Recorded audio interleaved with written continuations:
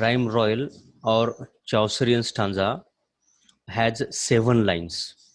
Then what could be the larger stanza, a little bit larger or longer stanza than the rhyme royal? Otto rima. Okay. Rima means rhyme, RHYME, आणि rhyme means यमक. यमक म्हणजेच शेवटचे शब्द हे काय होणं, एकमेकांना त्याचा साऊंड हा मिळता जुळता असणं.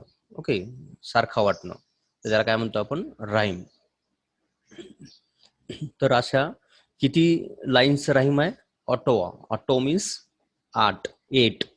ओके, 8 लाईन्स राईम, त्याला म्हणायचं auto Rima. Latin there is one word called octostitch. Okay, and what is the meaning of this word octostitch? Okay, it simply means a stanza of 8 lines, but at the same time autorima is also a stanza of 8 lines. मग फरक काय आहे? दोन्ही जर 8 लाईनचेच असतील तर आपण असं म्हणू शकतो की हा ऑटो रिमा सुद्धा काय आहे, एक ऑक्टोस्टिचचाच प्रकार आहे. Okay, it is also a type of octostich. मग तरी सुद्धा याच्यामध्ये मग डिफरन्स काय आहे? जसं तुम्हाला सांगितलं की टर्सेटमध्ये 3 लाईन्स असल्या तरी सुद्धा, सॉरी, टर्झारिमामध्ये 3 लाईन्स असल्यावर सुद्धा त्याच्यामध्ये रायमिंग ही स्पेशल असते, वेगळी असते. तसंच ऑटो रिमामध्ये सुद्धा 8 लाईन्स असल्या तरी सुद्धा त्याच्यामधलं जे राईम स्किल आणि याची लाईन्सची लांबी, okay, that is special, that is particular. तर ottava rima has lines of iambic pentameter. तुम्हाला आयॅम्बिक पेंटामीटर बद्दल मी खूप वेळेस सांगितलेलं आहे. Okay, it is the most awkward metre in English poetry. खूप वेळेस ही इंग्लिश लँग्वेजमध्ये किंवा इंग्लिश लिहिण्यामध्ये वापरले जाते. तर that iambic pentameter is use in ottava rima. Octostich बद्दल असं काही लिमिटेशन नाही आहे. ओके, कुठल्याही पद्धतीच्या 8 लाईन्स लिहा, त्याचं रायमिंग काही असू द्या, फक्त ते 8 लाईन्सचा जर स्टांजा असेल तर that is called octostich. But if those lines are of iambic pentameter fix, okay, iambic पेंटामीटरच्या जर असतील आणि त्याचबरोबर त्यामध्ये काय असायला पाहिजे, त्याची स्पेशल राईम स्किल असायला पाहिजे, and that rhyme skill should be A B A B A B A B C. Okay, C this two characteristics occur or happen to be in 8 line stanza, that 8 line stanza is called ottava Rima. लक्षात राहील, ज्या 8 line स्टांझामध्ये तुम्हाला या 2 गोष्टी सापडतील. Okay, कुठलाही 8 लाईनचा stanza हा ऑटो रिमा नसतो. तर 8 लाईनच्या स्टांजामध्ये कुठलाही जर 8 लाईनचा स्टांजा असेल तर त्याला आपण ऑक्टोस्टिच म्हणतो. परंतु त्या ऑक्टोस्टिचमध्ये जर तुम्हाला हे 2 कॅरेक्टर्स सापडले, कोणते कोणते? एक, the length of the line is iambic pentameter. Okay, हे एक characteristic.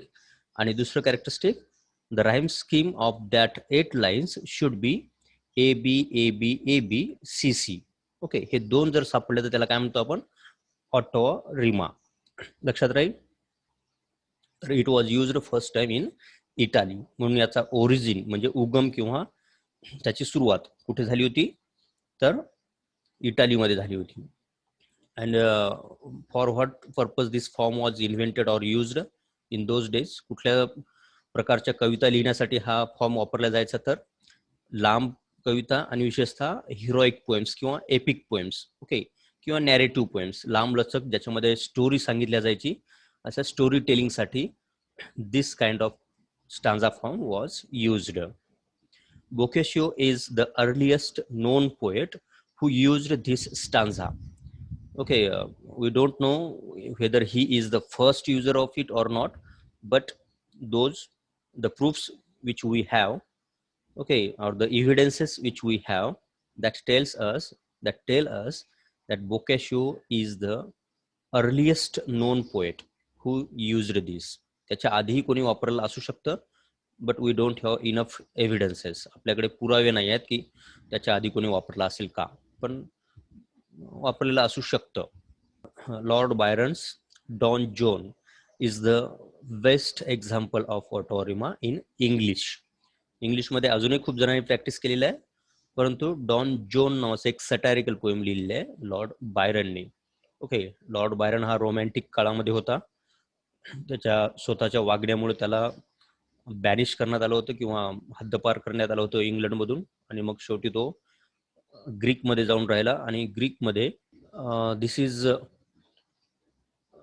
One of the stanzas from canto 11 of Don Juan. म्हणजे ऑटो रिमोचं एक्झाम्पल कसं असते त्याचं ते तुमच्यासाठी समोर दिलेलं आहे. तर याची राइम्स काय म्हणली? ए बी ए बी ए बी 3 वेळेस, आणि त्यानंतर सी सी.